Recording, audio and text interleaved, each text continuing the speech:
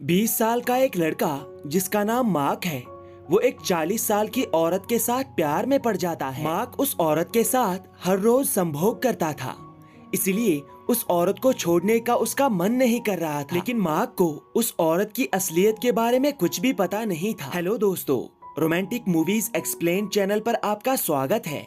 आज हम आपके लिए एक जबरदस्त रोमांटिक मूवी लीथल सेडक्शन को एक्सप्लेन करने वाले हैं। कहानी की शुरुआत में हम मार्क नाम के एक लड़के को देखते हैं जिसकी उम्र 20 साल है। मार्क की कोई गर्लफ्रेंड नहीं है और आज तक वो किसी के साथ इंटीमेट भी नहीं हुआ है। इंटीमेट होने के लिए वो बहुत ज्यादा डेस्परेट है। मार्क एक लड़की को पसंद करता है। इस लड़की का नाम मेलेनी है। मेलेनी मार्क के घर के पास ही रहती है। मार्क के पिता की डेथ हो चुकी है, इसीलिए वो अपनी माँ के साथ रहता है। एक दिन मार्क की माँ रात में एक डेट पर जाती है। इसी रात मार्क मेलेनी और उसकी फ्रेंड को अपने घर पे बुलाता है। मार्क का फ्रेंड वॉल्टर भी मार्क के घर पे होता है। मार्क इस रात मेलेनी के साथ इंटीमेट होना चाहता था। हालांकि मेलेनी उसे शारीरिक संबंध बनाने के लिए इनवाइट भी करती है, लेकिन इसके बाद भी मार्क कुछ नहीं कर पाता। अगले दिन मार्क एक ग्रोसरी स्टोर में जाता है, जहाँ पर उसकी मुलाकात एक औरत से होती है। इस औरत का नाम कैरिसा है। कैरिसा बहुत ज्यादा खूबसूरत होती है। मार्क उसकी तरफ अट्रैक्ट हो जाता है। कैरिसा मार्क से हेल्प मांगती है, लेकिन ये हेल्प मार्क को कैरिसा के घर जाकर करनी थी। मार्क इसके लिए तैयार हो जाता है। वो कैरिसा के साथ उसके घर पे चला जाता है। हेल्प करने के बाद कैरिसा मार्क को उसके साथ शारीरिक संबंध बनाने के लिए पुश करती है। मार्क इसे एक अच्छा मौका समझकर कैरिसा के साथ अपनी जिंदगी में पहली बार शारीरिक संबंध बनाता है। अगले दिन मार्क और कैरिसा एक बार में मिलते हैं, जहाँ पर कैरिसा मार्क को अपनी स्टोरी बताती है कि वो कितनी अमीर है। मार्क भी कैरिसा को अपने बनाए हुए ऐप के बारे में बताता है। मार्क कहता है कि इस ऐप को हर एक औरत तक पहुंचाने के लिए मुझे एक टेक कंपनी की हेल्प की जरूरत है। कैरिसा उससे कहती है कि एक टेक कंपनी में एक मैनेजर मेरा बहुत अच्छा दोस्त है, मैं तुम्हें उससे मिलवा सकती हूँ। ये सुनकर मार्क बहुत ज्यादा खुश हो जाता है और कैरिसा को थैंक यू कहता है। कुछ देर के बाद कैरिसा वॉशरूम चली जाती है और तभी मार्क के पास इस बार का एक वेटर आता है। वेटर मार्क से कहता है कि अगर तुम अपनी जान बचाना चाहते हो तो अभी भाग जाओ, लेकिन मार्क वहां से जाने से मना कर देता है। उसे समझ नहीं आता कि आखिर वेटर उसे भागने के लिए क्यों कह रहा है। मार्क हर वक्त कैरिसा के बारे में ही सोचता रहता था। उसे घर पर सुकून ही नहीं मिलता था, इसलिए वो हर दिन कैरिसा के पास चला जाता था। एक रात जब मार्क कैरिसा से मिलने नहीं जाता तो कैरिसा उसके घर पे पहुंच जाती है, जहाँ पर वो मार्क की मदर से मिलती है। मार्क की मदर तानिया को पता नहीं था कि उसका बेटा मार्क एक 40 साल की औरत के प्यार के चक्कर में है, इसलिए वो कैरिसा को देखकर पूरी तरह से परेशान हो जाती है। इसलिए वो मार्क के सामने ही कैरिसा की बहुत बेइज्जती करती है। वो कहती है कि तुम 40 साल की हो, एक 20 साल के लड़के के साथ प्यार करने में तुम्हें शर्म आनी चाहिए। लेकिन कैरिसा पर उसकी बातों का ज्यादा असर नहीं होता, वो उसकी बातों को इग्नोर कर देती है। इसलिए तानिया को गुस्सा आता है और वो कैरिसा को वहां से जाने के लिए कहती है। कैरिसा जब घर से बाहर आती है तो मार्क उससे अपनी माँ की ऐसी बातों के लिए माफी मांगता है और अगले दिन मार्क फिर से कैरिसा से मिलने के लिए उसके घर पे पहुंच जाता है।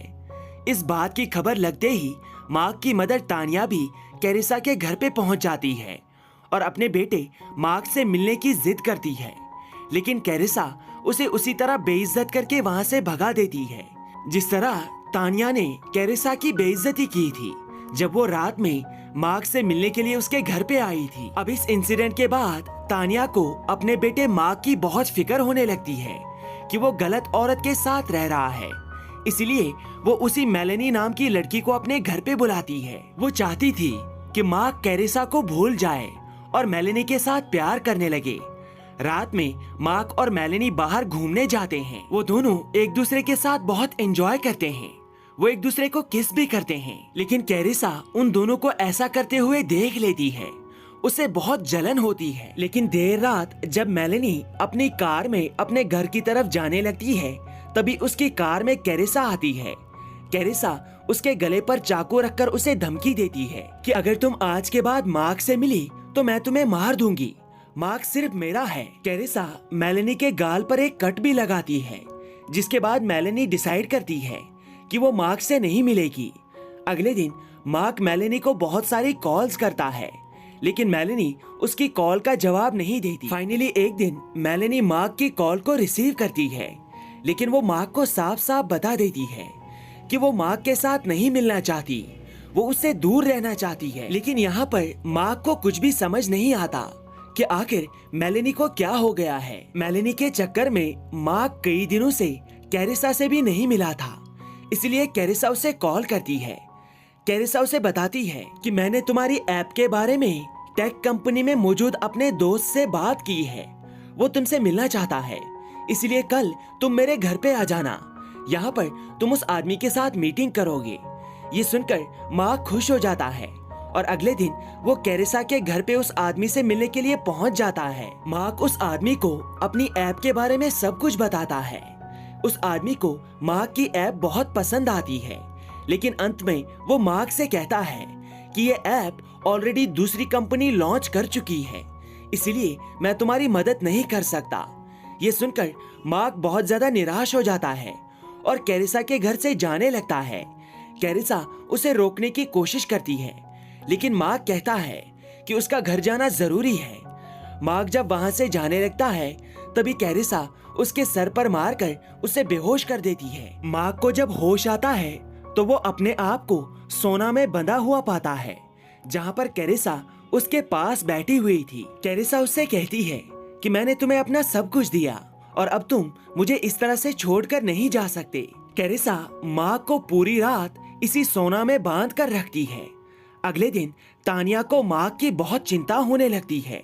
वो मार्क को कॉल करती है, लेकिन मार्क उसकी कॉल का जवाब नहीं दे रहा था, इसलिए तानिया अपने दोस्त स्मिथ से बात करती है। स्मिथ उसकी मदद करने के लिए तैयार हो जाता है। वहीं दूसरी तरफ कैरिसा को मार्क की पैंट में उसका फोन मिलता है। वो उसके फोन से तानिया को मैसेज करके अपने घर पे बुलाती है। कुछ देर के बाद तानिया कैरिसा के घर पे आ जाती है। तानिया वहाँ पर पहुँचते ही कैरिसा से उसके बेटे से मिलने की जिद करती है। कैरिसा तानिया को भी उसी तरह हथकड़ी पहनाकर उसी सोना में ले जाती है जहाँ पर उसने मार्क को रखा था। कैरिसा वहाँ पर तानिया को बहुत टॉर्चर करती है और साथ ही उसे ऑप्शन देती है कि वो यहाँ से सिर्फ एक को ही जाने देगी, या तो तानिया को अपने आप को मारना होगा या तो उसे अपने बेटे मार्क को मारना होगा। वो अपनी पिस्टल भी वहीं पर छोड़कर जाती है और बाहर आकर इंतजार करने लगती है। तभी तानिया उसकी छोड़ी हुई पिस्टल को उठा लेती है। वो अपने आप को मारने की कोशिश करती है ताकि उसके बेटे मार्क की जान बच जाए, लेकिन वो ऐसा नहीं कर पाती। तभी उसके दिमाग में एक आइडिया आता है। वो इस सोना में मौजूद पत्थरों की मदद से अपने हाथों की हथकड़ी को तोड़ देती है और जमीन पर ऐसे लेट जाती है कि जैसे वो बेहोश हो गई हो। जैसे ही कैरिसा उस सोना में आती है तो तानिया खड़ी होकर कैरिसा के सर पे मारती है। इन दोनों के बीच बहुत देर तक लड़ाई चलती है, जिस लड़ाई में तानिया कैरिसा को कुछ देर के लिए बेहोश कर देती है। वो अपने बेटे मार्क को लेकर सोना से बाहर आती है, लेकिन थोड़ी देर के बाद कैरिसा भी बाहर आकर उसे मारने की कोशिश करती है। लेकिन सही टाइम पर वहाँ तानिया का फ्रेंड स्मिथ पहुँच जाता है। वो कैरिसा को मार देता है और इस तरह से तानिया अपने बेटे की जान बचाने में कामयाब हो जाती है। सीन कुछ दिन आगे बढ़ता है और हम देखते हैं कि मार्क और मेलेनी अब एक ही कॉलेज में पढ़ने के लिए जा रहे हैं, जबकि तानिया और स्मिथ उन दोनों को मिलकर गुड बाय कहते हैं।